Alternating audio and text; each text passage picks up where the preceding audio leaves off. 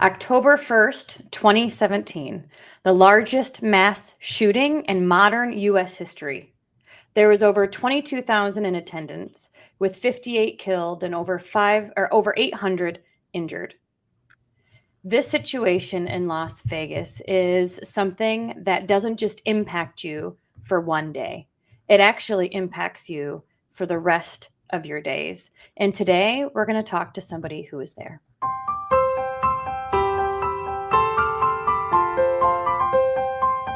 Welcome to the Stop Suffering in Silence podcast with your host, Denise Walsh and Rachel Timothy.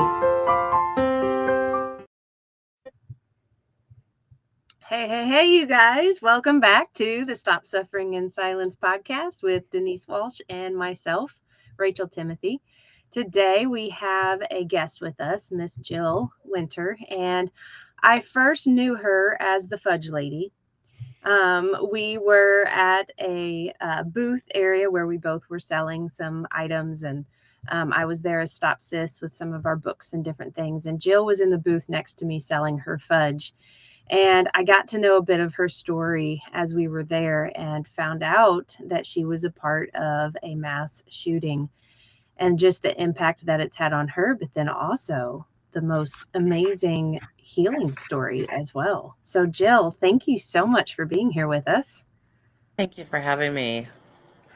Jill, I'd love to hear more about what October 1st, 2017 looked like for you. I'm assuming this was set up in your world to be a super fun and engaging day as you were with your friends in Las Vegas watching the concert. So why don't you walk us through why you were there, what was life like at that time, and then we can get to the event itself. So Route 91 was a 3-day festival in Vegas. I had gone the year before for the first time and had the most amazing time. So as soon as I got home, I'm like, as soon as tickets go on sale, I'm getting them. Got the tickets.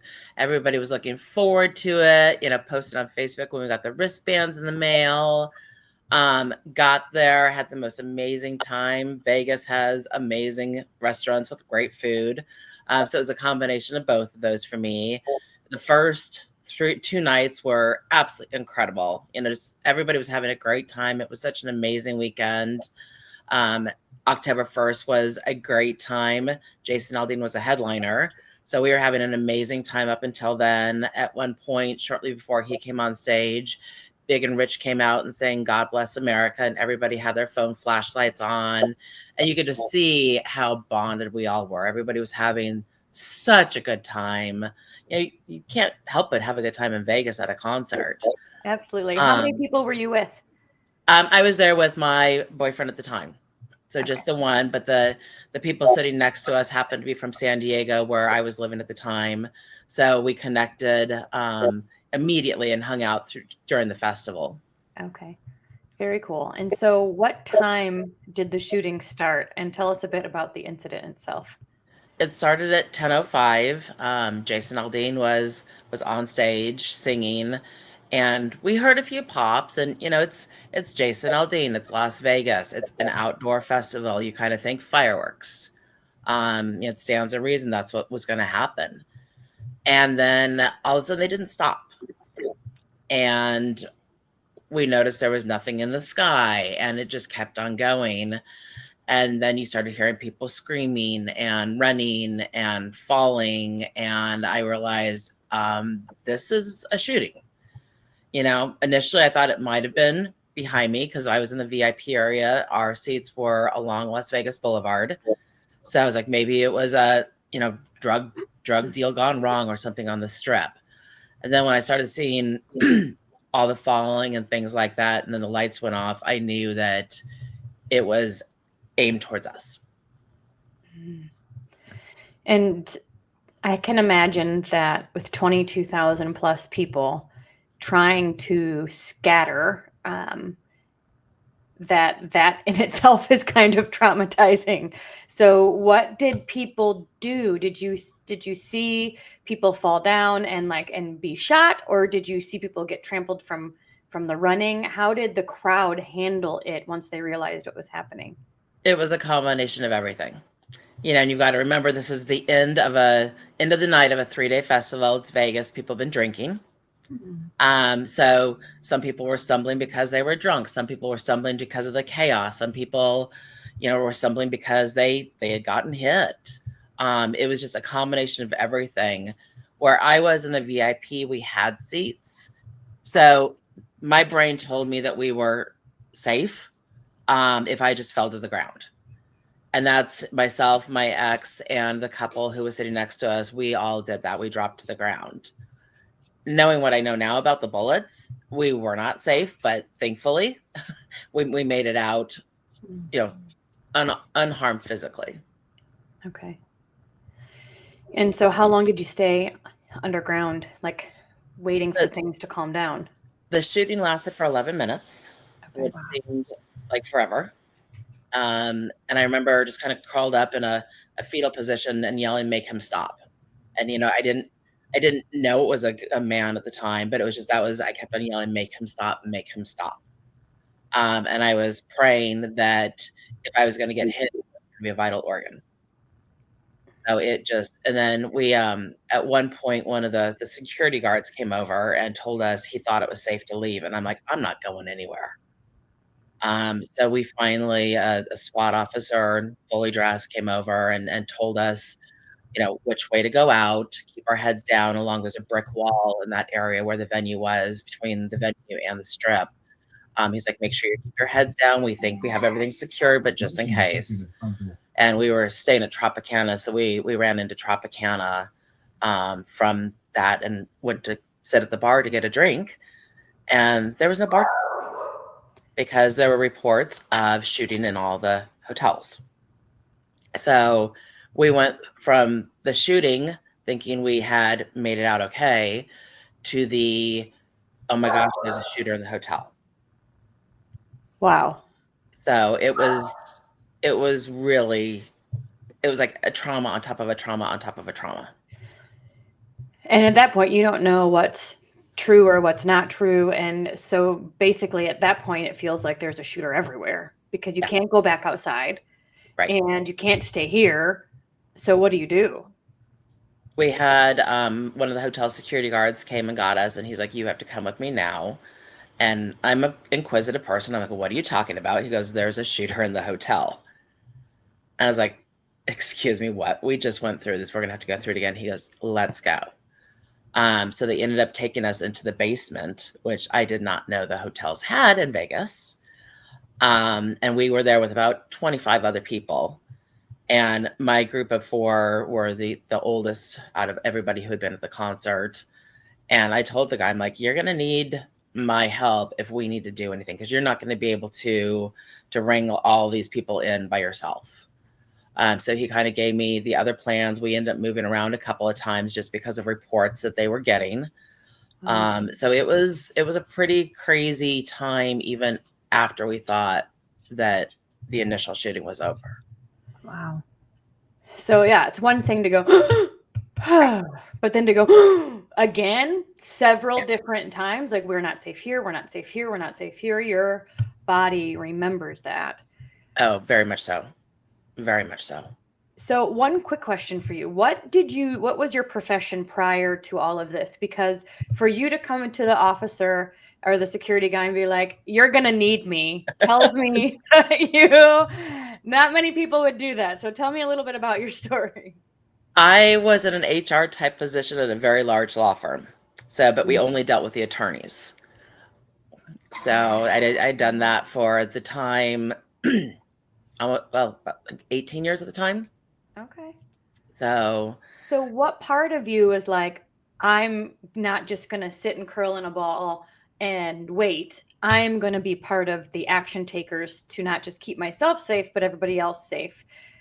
Where did that come from? honestly, I don't know, but I've always been pretty good under pressure. Okay.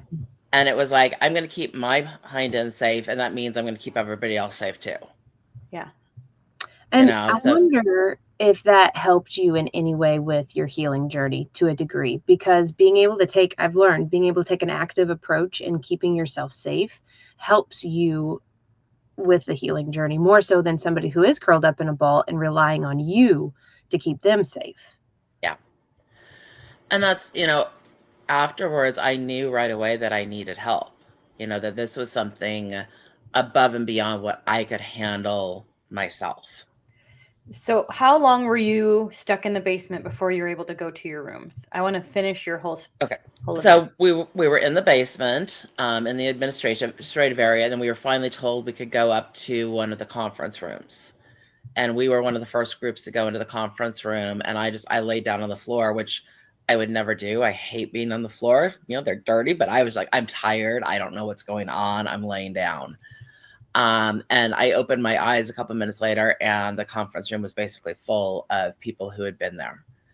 And you saw, blood on people. It may not have been their own, because people were helping others. And it was just, everybody was just, the look of shock on everybody's face. Wow. And so we were in there until about 3 a.m. when we were told that I overheard one of the security guards or the SWAT officers saying anybody who has a Tropicana key card can go back to their room. And so I jumped up and I grabbed the couple who we were sitting next to. They happened to be staying at Mandalay, which is where the shooter was. And I'm like, and we didn't know at the time, but we just knew that we could go back to the room. And I'm like, you guys are coming with us. You're not staying here. So they came back up to our room, but they had to clear all the rooms in the Tropicana before they could let anybody else, up to the room. They wanted to make sure that everything was safe in the hotel. So that took quite a while. Wow. Wow. Tell me what it was like in that room full of people from the concert. It sounds like people It were was surreal. shocked. It was just, oh yeah. I mean, everybody was in shock. I took a couple pictures. I took a couple videos. And funny thing is, I look back at those pictures now, and I now know some of the people who were in those pictures that were in the same room as me. So it was, nobody knew what was going on. People were crying. People were just in disbelief. It's like, did this really just happen? It was, It's not only the shock of the event too, it's the uncertainty of, am I even safe here? Like, I don't even know, since we don't know what happened, we don't know what's going to happen. We don't really know if we're safe. And so heightened emotions everywhere, I'm sure. very much so. All of a sudden I felt safe when I saw SWAT officers, armed SWAT officers at every single door. And I'm like, you know what? They're not getting past them. So I kind of felt like I could breathe a little bit and start to like figure out what the heck I had just been through. Yeah. You think of Vegas and all the money there. You're like, supposed to be a secure area. Yeah. How could this happen in Las Vegas? Yeah. So you go back up to your room. Did you guys like change your flight and leave earlier? Did you stay the next day? What happened? Tell me a bit about before going home. So we were in the Tower of Tropicana. Our room overlooked the venue, which was amazing. The windows opened a little bit, so we were able to hear a sound check and all of that stuff, see kind of the crowds gathering. But then we could also see all the lights and everything once we got back up to our room. So that again was another like, oh my God. We did not change our flights. I was going to try to sleep, and there was no way. I mean, I'm lucky if I got 10 minutes of sleep. We had the news on, trying to figure out what was going on. It's probably one of the worst things I could have done, just because of the repetition of the news. It's like, I know I lived this, but I couldn't help it. Yeah. Well, you're trying to find answers to what you just experienced, I'm sure. Exactly. So, actually, we called the front desk and we told them we were going to be checking out late, and they told us we had 30 minutes. And I'm like, no. I'm like, I was at the shooting last night. I will leave when I leave. It's because I was trying to pack my suitcase, and I'm literally walking in circles. Yeah. It's easy to pack a suitcase to go home. You throw everything in there, and I couldn't even handle doing that. Yeah. It's like, what am I doing? Yeah. So it took a lot longer than normal to pack to get ready to leave. And then getting to the airport, I've never heard the Vegas airport so quiet. It was just, everybody was stunned. There were lots of people who they kept on calling names for the flights, and people were not showing up. It was so surreal. Now, do you know out of the 800 plus that were injured, did they all go to, are those the ones that went to the hospital, or any idea what is connected, or like what that number means? Those are those who went to the hospital within the first, I want to say it was the first week. I mean, some of them had injuries that they didn't have to go immediately, and they didn't want to go because it was such an overwhelming situation for the hospitals. Yeah. But there are still people who are still going through surgeries 7+ years later now from their injuries that night.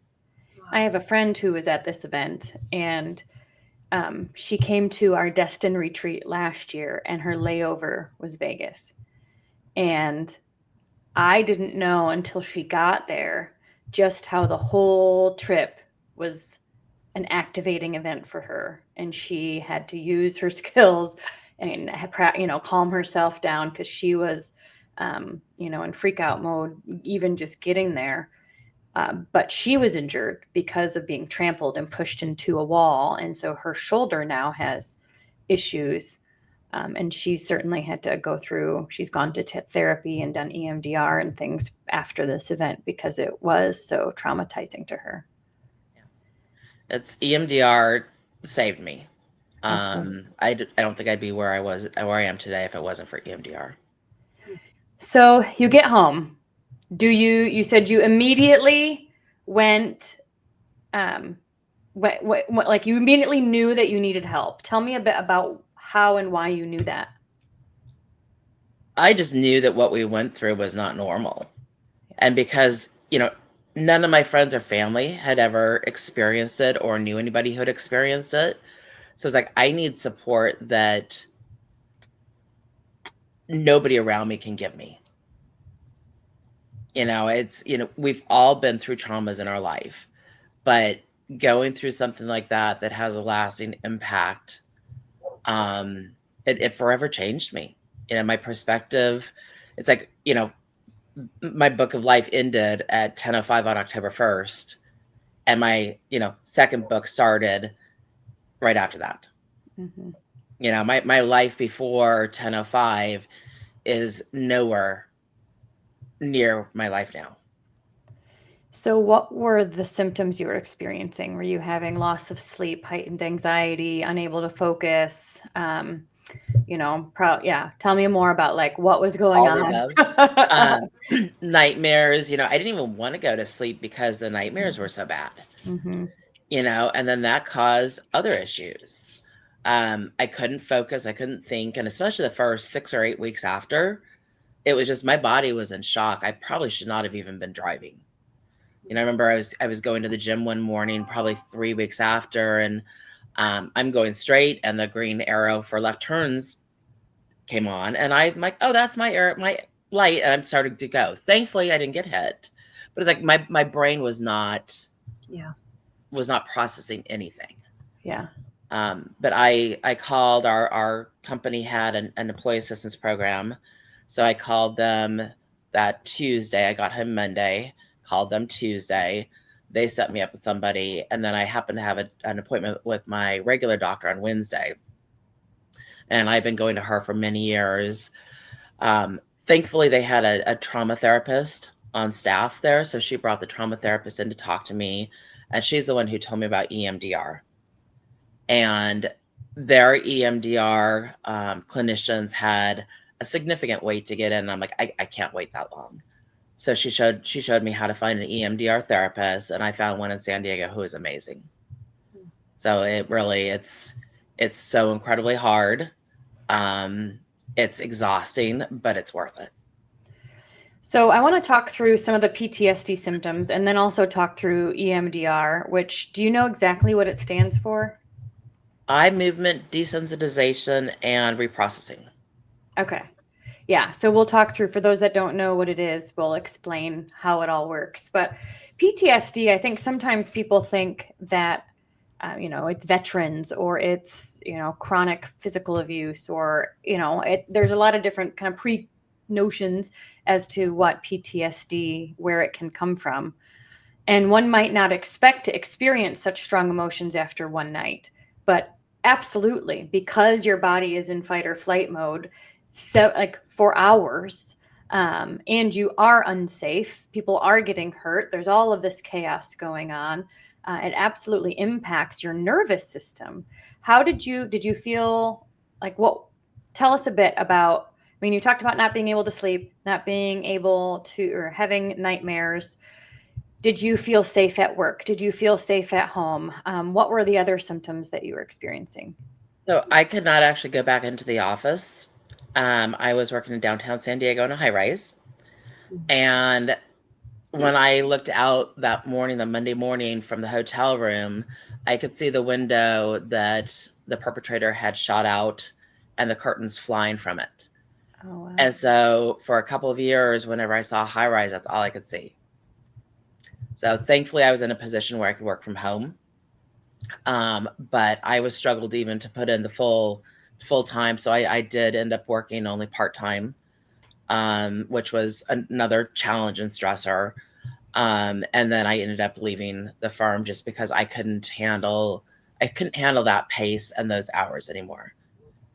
My perspective on life had changed.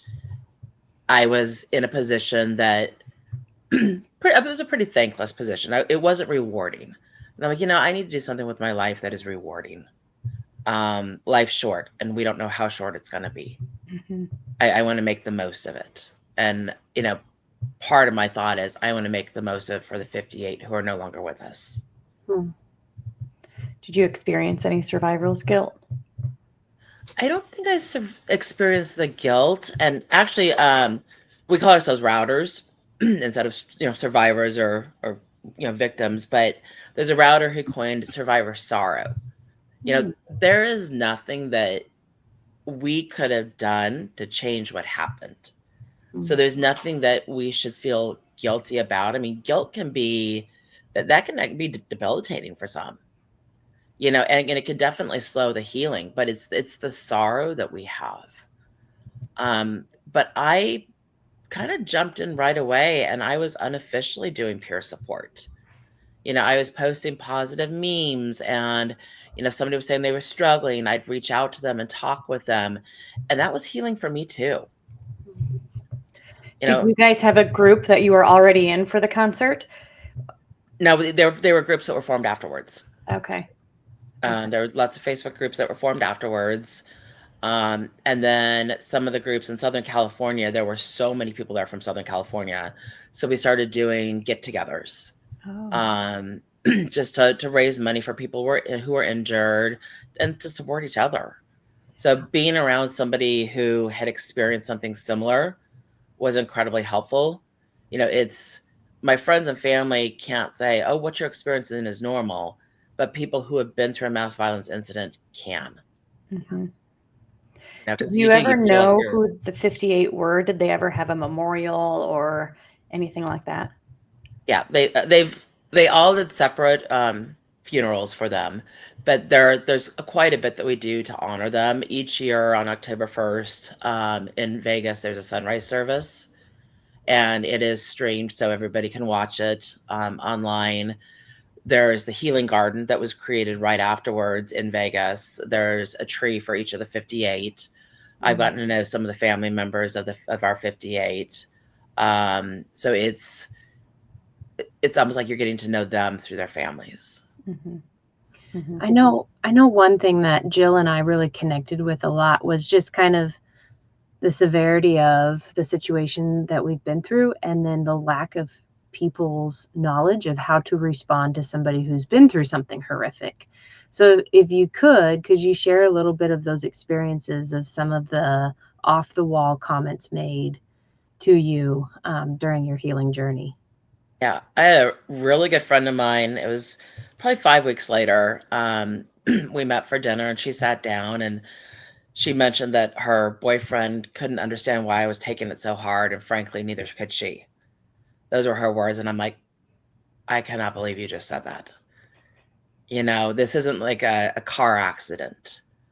This is something that's life changing. There were 58 people killed that night. It's forever going to change. And, while my focus isn't on, I don't let it define me. there's not a day that doesn't go by that I don't think about it. Right. Think about the 58. There's, I see the number 58 all the time. And to me, it's a positive sign. It's like, they're there, they're telling me that I'm doing, I'm on the right path. But whether it's a butterfly, some of the 58 love butterflies, or one of the families I've gotten to know, their daughter loved a certain type of whiskey. So whenever I see that, I think of her, and I take a picture and I send it to them. So it's like little things like that you don't even necessarily think are going to activate that thought, do. So it's, and people all the time, why aren't you over it yet? That's something you'll never get over.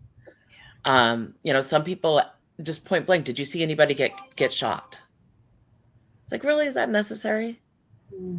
It's all the crazy questions that people ask without respect. I was with one of the families. It was on October 1st, 2 years ago. We were sitting at a bar for dinner, and couple sitting next to us, asked us why we were in town, and they shared that, their daughter had been one of the 58, and they asked them point blank, did she suffer? It's like, you don't ask that question. Oh my goodness. It's the things that come out of people's mouths. But then again, I remind myself, I don't know what I would have said before a route. Yeah. And I'd like to think that I wouldn't say anything like that, but I don't know that that's the answer. People don't understand, and I'm glad they don't, but I wish they did to a certain degree, so they didn't say stupid things like that. Just the inconsiderate things. People don't know the physical changes. If they don't understand that your neurochemistry changes and that your neurotransmitters, your nervous system is like off kilter and constantly in fight or flight mode now, and you're hypersensitive to everything, hyper aware, that you have like you can talk to us about triggers versus activations, right? Like you have more sensitivities to things because your body is different. And so it's not necessarily just a mental, like, oh, get over it. Like it's truly a healing of getting your body back in alignment and back in rest and digest mode. But at the end of the day, like you said, it changed your whole worldview. Yeah. Even 7 years later, I have a really hard time if I'm at a restaurant and my back is to the door. If I'm with another router who I know is as hyper focused as I am, hyper vigilant, or a couple of my friends' husbands, I'm okay if, because I know that they're like that too.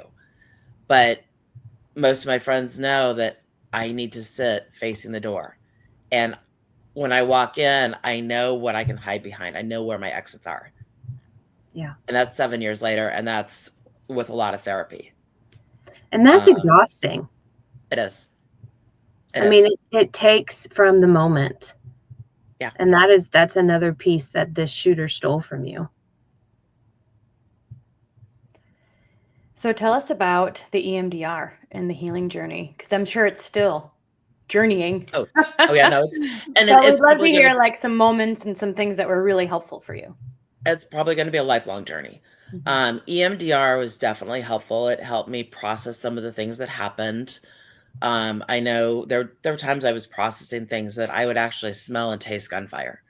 I'm in my therapist's office, but my mind is remembering that. It was something that I had not remembered consciously, but the reprocessing, I was smelling and tasting it. It was the weirdest thing. And I looked at her, I'm like, take me out of this, because this is just too weird.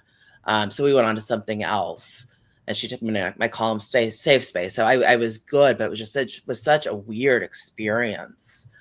Because your brain chooses the things that it wants you to remember to protect you. Yeah. But it's some of those things that we don't remember that need to be processed so that it becomes less impactful. And now, even though I'm still hypervigilant, I startle easier. Fireworks, if it's like a one-off, I'm okay, but the finales and the clusters, I hate them. Yeah. I absolutely hate them. And I sit there and I try to remind myself, people are enjoying these. I used to enjoy them. And I hate them.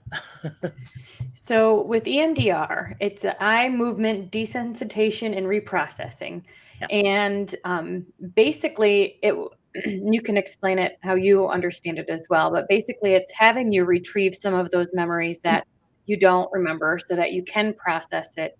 And then there's something about either handles or things that you hold or eye movements. Tell us a bit about like the bilateral stimulation stuff. So EMDR replicates the REM sleep, which is where we process the memories. And my therapist explained to me, um, basically, all of our memories start in the emotional side of our brain. That's why you can't reason with a little kid. They don't have the logic. They don't have any of that. And that's why they throw tantrums. Mhm. As we get older and, we grow and we mature, it's like there's a cable that connects the emotional side to the logical side of our brain. When you go through a major trauma, it's like that cable gets unplugged or gets snipped. So everything is sitting in the emotional side of our brain.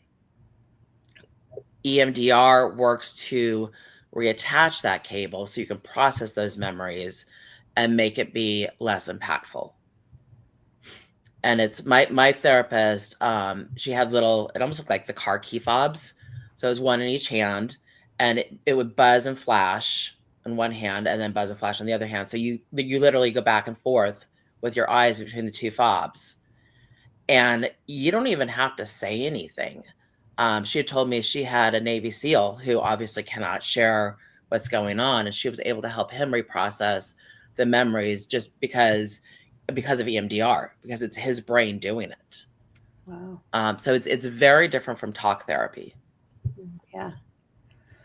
Yeah, it's fascinating that the talking isn't even necessary, that it's the vibration and the movement of the eyes that are repairing that.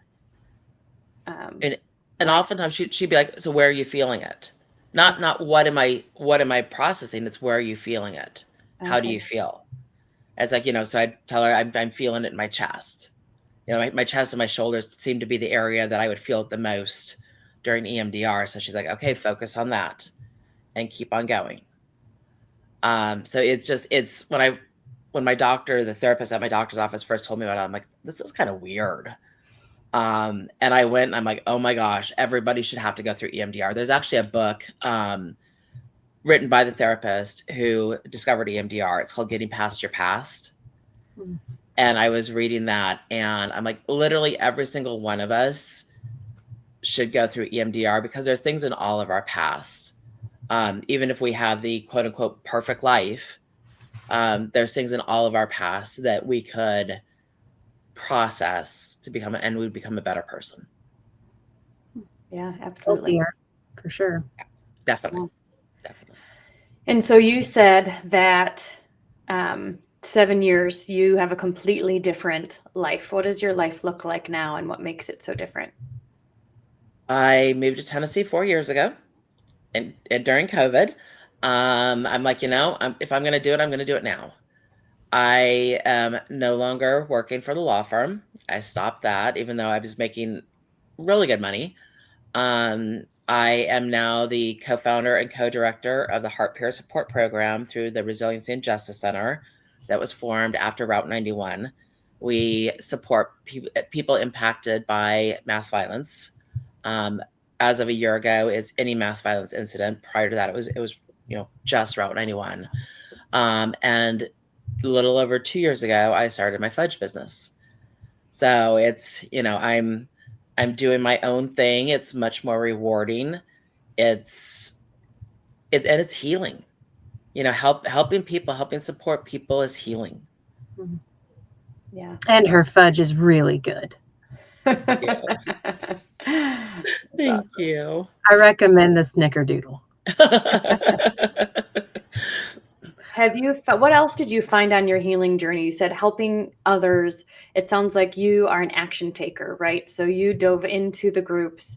You were there to support yourself, but you were also supporting other people by posting memes and reaching out and connecting with families, actively going back on October 1st and honoring the 58. Like, you are not waiting for somebody to come guide you. You are taking action and figuring it out as you go. Is there anything else that you would suggest for those that are on their own healing journey? What else worked for you? Learning different tools, different breathing techniques, and there are different forms of therapy. I know through the Resiliency and Justice Center, there are things that are free for anyone impacted by any mass violence incident, like art therapy, meditation and mindfulness, trauma recovery yoga. Those are all online. And anybody who has been impacted by mass violence can access those. So it's not just one modality of therapy. I do talk, I do EMDR, I do art therapy. I've done the trauma recovery yoga. I've done the On-Site Foundation had a retreat called Triumph Over Tragedy for mass shooting survivors. I went through that. So just anything that I can find that helps me help myself. Mm-hmm. I tell people all the time, and I truly believe this, that what happened to us wasn't our fault, but our healing is our responsibility. I'm not going to let him win and, ruin my life. Unfortunately, there's not a switch we can flip that's going to make it all better. And it's a lot of hard work. And that can get frustrating, because we didn't ask for this. But it's our responsibility to make ourselves healthy. And, through this, I've realized how much else in my life that I need to process. It's like Route ripped off the Band-Aid of everything else that had happened during my life. And everything just came flooding to the surface. And I'm like, if I'm going to take the time to work on Route, I might as well take the time to work on, the 45 plus years prior to Route and the years since. Right. You're like, I won't stop therapy anytime soon. Exactly. Even just things like, being able to stop and smell the roses. Mm-hmm. Life is so fast paced and hectic. And so many times we forget to just stop and enjoy the beauty around us. Yeah. I love going outside barefoot in the grass. It's really grounding. Mm-hmm. And I will intentionally do that. If I'm in a funk, I'll go outside with my dogs barefoot, and my neighbors have horses. So that, even better. But just go spend some time out there, bring some carrots for the horses, or play ball with my dogs, and it helps to ground me and put me in a better place. Yeah. And there were things like boundaries that I didn't really understand before Route. And through therapy, I've learned that. And that's made me a healthier person. Yeah. So it's just, there's so many different things that I don't think I would have experienced if I hadn't have gone through Route. And it sounds like several different modalities. So you're doing some individual things. So individual therapy, because there is power in processing through it, right? Instead of pretending like everything's fine, yet our house is on fire, processing through it. The EMDR gives you a specific tool to heal and repair some of that nervous system so that your brain can function more automatically. But yet you also worked to create community and to get into community and to be surrounded by people who get it and are on their own healing journeys as well. And then you also learned new skills. I think the breathing, maybe journaling or reading or the grounding or yoga, finding the things that helped bring you back to center. But then you also said, not just how do I want to heal from this one incident, what do I want my life to look like? And that's something we really balance here at Stop Suffering in Silence. We're not necessarily a trauma program. We're a get your life back program, because it's one thing to heal through the trauma, but then now what? Now we want to say, what do you want your life to look like? What does bring you joy? What what fills your cup, what aligns with your purpose. And it sounds like you've made intentional choices, like moving across the country to a completely different time zone. Yep. And Yep. now you have fall. Yep. Exactly. Finding a new job, becoming an entrepreneur, but then giving back in the support group and being a part of that too. Like all of those are intentional healing steps. And I want to honor that action in you. Yeah. And I work with a life coach. Mm-hmm. And we have a weekly support group Mm-hmm. for those impacted by Route 91. So it's like all of that stuff. It's All of it. not Yeah. it's not just one thing. Yeah. Rachel, do you have any last questions? I mean, I would love to hear maybe just how this has been with you on your faith journey. Initially it was a why. It was, I think, the anger. How did you let this happen? Why did this happen? Why me? Why was I impacted? But then as I realized that me sharing my experience, my healing process, my healing journey, reaching out to others has given me a whole new look on life. It's like, you know what? This is why I was put there. It's and it is like even just to slow down and appreciate the world around us. The beauty that we have. That's we miss that. And that's all part of the faith. I grew up Catholic and got away from that. But I'm definitely, still Christian and still believe. And it's just, I feel like I'm more in tune with nature now. More aware of the beauty around me and of the beauty and the people around me. Yeah. One of the I'll say final steps, but it's not really final because the grief cycle is not linear, right? But one Okay. of the steps No. of the grief cycle is creating meaning and finding purpose for the pain. And it sounds like you've been able to find some purpose in your pain.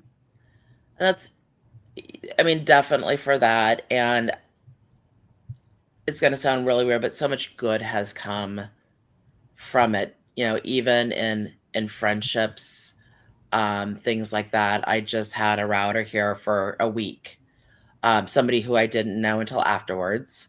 But I now have all these friends that I wouldn't have had, and some of them are some of my best friends now. Mm-hmm.